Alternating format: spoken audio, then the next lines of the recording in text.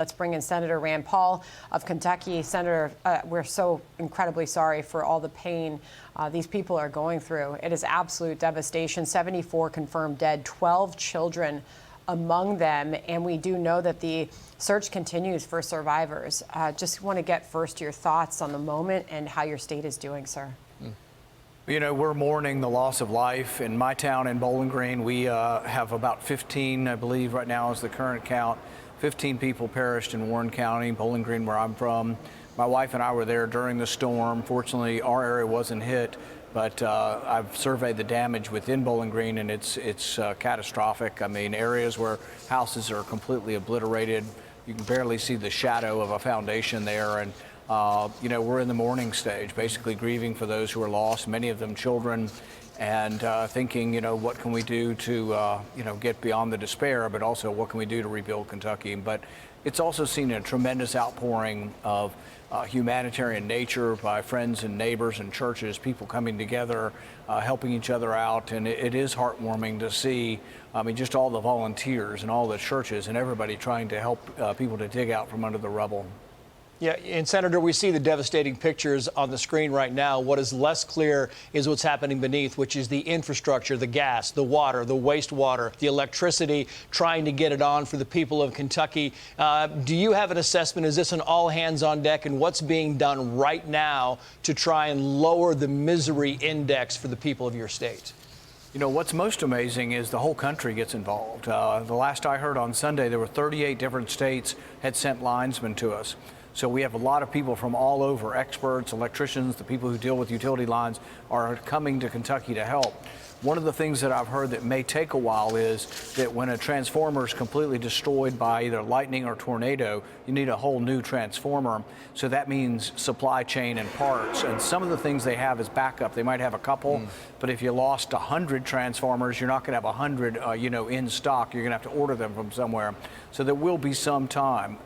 In Bowling Green, over half, maybe 3/4 of the people who lost electricity, I think they'd gotten back within 24 hours. They did a great job. The places closest to the tornado don't have power back yet, and that may take a while.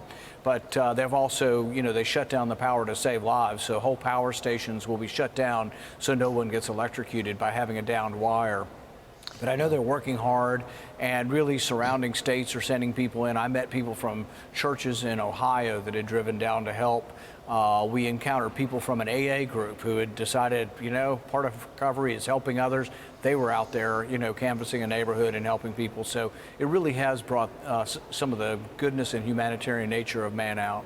Yeah. Senator, it's hard to believe in some of these moments where people are still living through this devastation that politics comes into play. And there's been some criticism of you asking for aid requests for the tornado damage in your state, federal aid, while some are pointing out that you opposed it in other instances, including Hurricane Sandy. How are you responding to that criticism?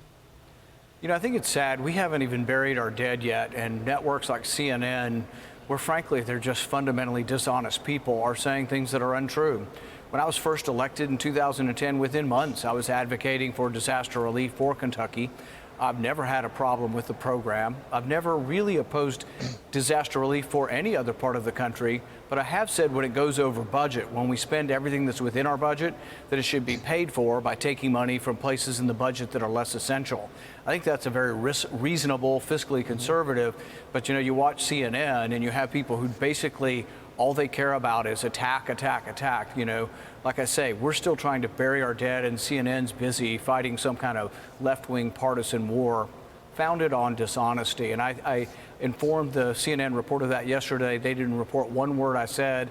All they're going to do is basically lie to people, but it's also why nobody wants to watch them anymore. They used to be a trusted source of news, and now, my goodness, it's just a factory of lies and partisanship, and I don't know how anybody can watch it anymore. You know, Senator, we watch these pictures right now, and I've covered, you know, dozens and dozens of these type of tornadic activities across the country. And we have had correspondents on the ground say they have never seen anything like this. It happened in your state. You know that you know, the Governor Beshear is now in Muhlenberg County. He's touring down there. The president will be down there tomorrow. What's priority one right now as they tour? It becomes kind of this political message, but in your estimation, what is priority one in in these types of disasters that these people need more than photo ops? I think it's a combination of things. There will be government assistance, but that takes time. But there also is private charity. So I've been encouraging people to give. My Senate campaign has given $100,000 to local charities in Bowling Green and Western Kentucky, in Mayfield, in Dawson Springs. Our $100,000 will immediately go to charities that are on the ground, feeding people, housing people, and that gets to people quickly.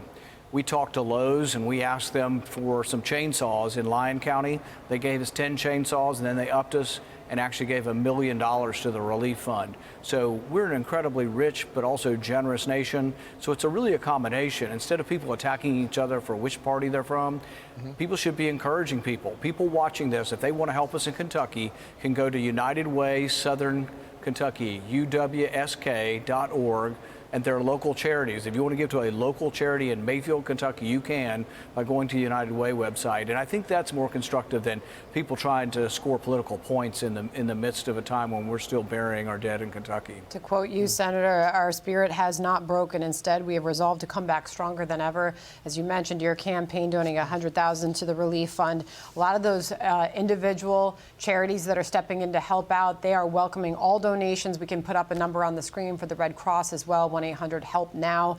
They need all the help and donations that they can get. They are on the ground helping these people. And also Team Western Kentucky Tornado Relief Fund, Governor Beshear has established that as well. We spoke to him yesterday. Senator, appreciate it, and thank you. And the best to all the folks struggling on the ground there. We will not forget. This is a minute-by-minute struggle for them. Thank you, Senator. Hi, everyone. I'm Brian Kilmeade. I want you to do me a favor. I want you to click to subscribe to the Fox News YouTube page. This is the only way that I know for sure that you're not going to miss any great commentary, any great news bites, any great interviews coming your way on Fox. You can get it all here on YouTube. So subscribe right now.